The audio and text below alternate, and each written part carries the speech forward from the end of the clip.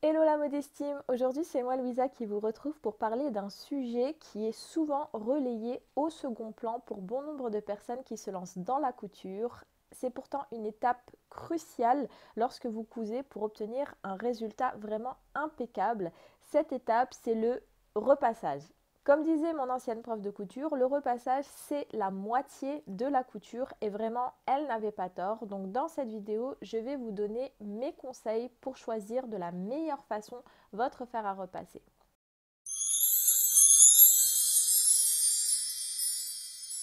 Donc avant de commencer cette vidéo, sachez tout d'abord que je suis vraiment très heureuse de vous retrouver après une très longue absence. Et d'ailleurs, je tiens à m'excuser pour cette très longue pause. Alors beaucoup d'entre vous nous ont envoyé des messages nous demandant pourquoi est-ce qu'on ne postait plus de contenu sur la chaîne. Et la raison est simple, c'est que comme probablement vous le savez déjà, Mariam et moi, on dispense aussi des cours de couture avancée en ligne. D'ailleurs, pour celles qui ne le savent pas, je vous laisse le lien de nos cours en dessous de la vidéo. Et nous avions besoin de travailler sur le contenu de ces formations. Et comme ça prend énormément de temps, malheureusement, on n'a pas forcément la possibilité de faire autre chose à côté. Donc actuellement, on continue de travailler sur nos cours, mais on reprend doucement le rythme des vidéos sur YouTube afin de vous donner encore des conseils et astuces. Donc continuez de vous abonner pour être averti de nos prochaines vidéos. Donc comme je vous le disais en début de cette vidéo, je vais vous donner quelques conseils afin que vous choisissiez le fer à repasser le plus performant. Alors peut-être que vous allez vous dire, oui mais j'ai déjà un fer à repasser à la maison, donc cette vidéo ne m'intéresse pas. Mais je pense que c'est tout de même intéressant pour vous de regarder cette vidéo car vous allez peut-être vous rendre compte que votre fer à repasser n'est pas adapté et que peut-être il est même la raison pour laquelle des fois vous galérez un peu pour terminer un projet couture correctement. Et même si vous pensez ne pas investir dans un fer à repasser prochainement, on ne sait jamais, peut-être que d'ici quelques temps, vous allez changer d'avis et avoir envie de changer votre matériel, voire même en regardant cette vidéo, ça va vous donner envie de changer de fer à repasser et du coup, les conseils que je vais vous donner vous seront utiles à ce moment-là.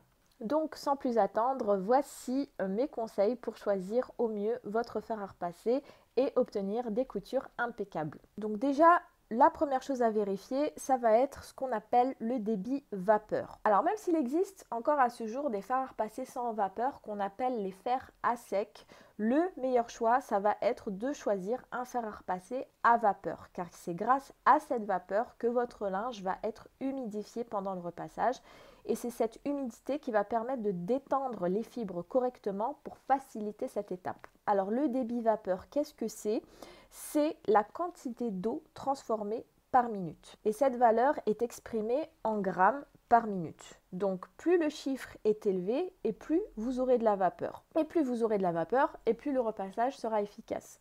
Alors dans le commerce, vous pouvez trouver des débits vapeur allant par exemple de 20 grammes minute jusqu'à plus de 150 grammes minute. Et le mieux donc, c'est vraiment de choisir un fer qui détient un très bon débit vapeur. D'ailleurs, concernant la vapeur, il y a deux options qui peuvent être très pratiques. Ça va être ce qu'on appelle le réglage du débit de vapeur et le souffle de vapeur. Alors le débit de vapeur se règle généralement avec soit un petit levier comme ici ou encore une molette que vous allez tourner. Et ça va nous permettre de choisir le volume de vapeur dont on a besoin pendant le repassage. En résumé, ça permet d'ajuster la quantité de vapeur sortante au moment du repassage. Et la fonction souffle de vapeur, généralement vous avez un bouton localisé au-dessus de la poignée et il va nous permettre en fait de libérer de la vapeur en un seul coup de pression. Ensuite, le deuxième point que vous devez vérifier, ça va être le poids du fer à repasser. Généralement, l'étape du repassage n'est pas celle que l'on préfère, donc inutile de rendre cette tâche encore plus difficile en choisissant un fer à repasser trop lourd. Un fer à repasser léger sera plus facile à manipuler et vous vous fatiguerez moins. Juste petite parenthèse, contrairement à ce que l'on peut penser, ce n'est pas parce qu'un fer à repasser est lourd que vous allez mieux repasser avec. Alors pour le poids, le minimum que vous puissiez avoir, normalement il me semble que c'est 1,3 kg, mais généralement si vous pouvez avoir un fer à repasser qui ne dépasse pas les 1,5 kg, c'est aussi très bien. Le troisième point à vérifier, ça va être la puissance. Alors la puissance, qu'est-ce que c'est? C'est ce qui va permettre la montée en température ou de la vapeur du fer. Donc plus la puissance est élevée, plus votre fer sera fonctionnel rapidement. Pour un usage quotidien, moi ce que je vous conseille, c'est d'avoir une puissance entre 2200 à 2400 watts. De cette manière, le fer sera opérationnel très rapidement et vous aurez une vapeur suffisamment efficace. Le quatrième point à vérifier, ça va être le revêtement de la semelle. Il existe des semelles anti-adhésives en inox, en céramique, en aluminium ou encore en téflon. Et généralement, la qualité du revêtement de la semelle, on ne va pas forcément s'en rendre compte tout de suite parce que quand vous achetez un fer à repasser, donc quand il est neuf, la semelle a toujours tendance à bien glisser au début et ce n'est qu'avec le temps, donc avec l'usage, qu'on se rend compte que notre fer à repasser va s'accrocher ou va coller sur le tissu. Donc si ça vous arrive, c'est que vous avez choisi un fer à repasser avec un revêtement de semelle de mauvaise qualité. Donc moi, ce que je vous conseille, c'est de privilégier les semelles en acier inoxydable. Mais vous avez aussi certaines marques qui ont carrément créé des revêtements spécifiques pour une glisse optimale, tels que le Durilium ou encore la technologie Steam Glide. Et un autre point très important, c'est que vous devez faire attention au nombre de trous qui se trouvent sur la semelle.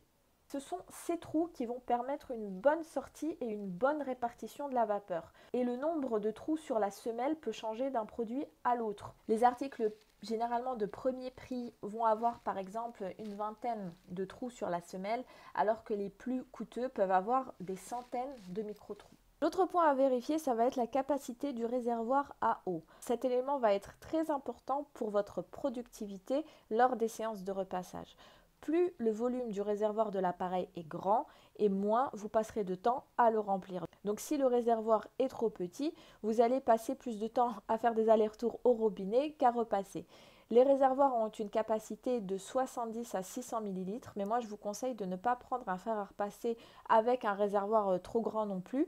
Sinon le fer va être trop lourd à porter. Mais vous devez aussi ne pas avoir besoin de le remplir toutes les 5 minutes non plus. Le mieux, ça va être d'opter pour une taille intermédiaire, par exemple une capacité de 300 ml qui vous permettra une autonomie d'environ 30 minutes de repassage. Vous pouvez aussi trouver des fers à réservoir séparés qui offrent une capacité bien plus confortable. Donc généralement, ces fers ont des réservoirs pouvant aller jusqu'à plus de 2 litres d'eau. On passe maintenant à la chose qui peut tuer votre fer à vapeur très rapidement, à savoir le calcaire. Donc pour garantir la durée de vie de votre appareil, il est important de choisir un modèle avec un système anti-calcaire et pour cela, vous avez 3 systèmes qui s'offrent à vous. Donc le premier, ça va être le système auto-nettoyant. C'est un système qui réduit en poussière le calcaire et les saletés qui se trouvent dans votre fer et qui va les rejeter. C'est vraiment le système le plus répandu.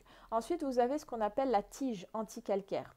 Donc pour nettoyer l'appareil, il suffit de retirer la tige, de la nettoyer à l'eau et ensuite de la remettre à sa place. Enfin, vous avez la cartouche anti-calcaire. C'est un système qui absorbe tout le tartre à la manière d'une éponge. Ça nécessite quand même un remplacement régulier de la cartouche en fonction de la dureté de votre eau et de la fréquence d'utilisation. Et malgré toutes ces précautions, ce qu'on conseille, ça va être d'utiliser de l'eau déminéralisée mélangée à 50% avec l'eau du robinet pour remplir votre réservoir. C'est vraiment la meilleure chose à faire pour protéger votre fer à repasser de toute éventuelle attaque de calcaire. Une autre option plutôt sympa, ça va être de choisir un fer à repasser sans fil. Souvent, quand on va repasser, on va avoir le fil qui va s'enrouler autour de notre table à repassage. Et du coup, on est souvent obligé de repousser ce fil pour pouvoir repasser correctement. Donc si vous voulez avoir une liberté totale dans vos mouvements lors de votre repassage, le mieux, ça va être d'opter pour un fer sans fil.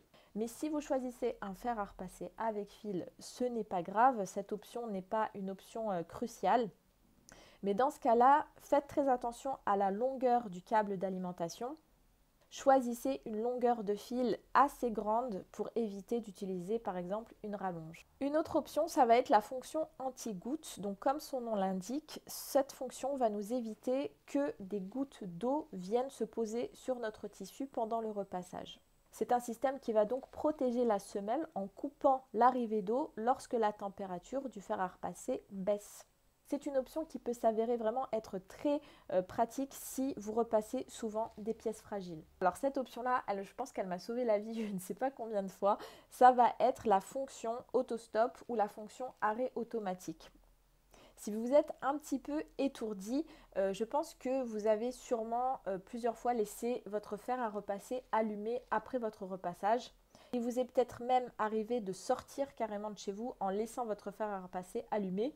Et du coup, en ayant cette fonction arrêt automatique, généralement, le fer va s'arrêter automatiquement au bout de quelques minutes si vous le posez sur le talon. Sinon, au bout de quelques secondes, il va s'arrêter si vous le laissez en position horizontale sur la planche à repasser. Donc ça, c'est vraiment, je pense, l'option à avoir à tout prix. Voilà, j'ai fait le point sur toutes les fonctionnalités vraiment importantes à vérifier avant de choisir son fer à repasser. Mais si vous en avez d'autres auxquels je n'ai peut-être pas pensé, vous pouvez me les laisser en commentaire. Mais ce qui est sûr, c'est que si vous accumulez toutes les fonctionnalités que je viens de lister dans cette vidéo, le prix de votre fer à repasser risque d'être un peu élevé, mais un bon fer à repasser peut tenir très longtemps. Donc c'est vraiment pas le genre de matériel que l'on va s'amuser à changer chaque année. Vous pouvez garder votre fer à repasser si vous l'entretenez bien pendant plusieurs années, voire peut-être même plusieurs décennies. Donc finalement, si vous investissez dès le début dans un bon fer à repasser, vous serez gagnante sur le long terme. Voilà, cette vidéo est maintenant terminée. J'espère que tous les conseils que je viens de vous donner vous aideront à trouver le fer à repasser de vos rêves. En attendant, si cette vidéo vous a plu, n'hésitez pas à la partager autour de vous et n'oubliez pas de vous abonner si vous voulez être averti de la mise en ligne de nos prochaines vidéos. En attendant, je vous souhaite de très très belles coutures et je vous dis à très bientôt.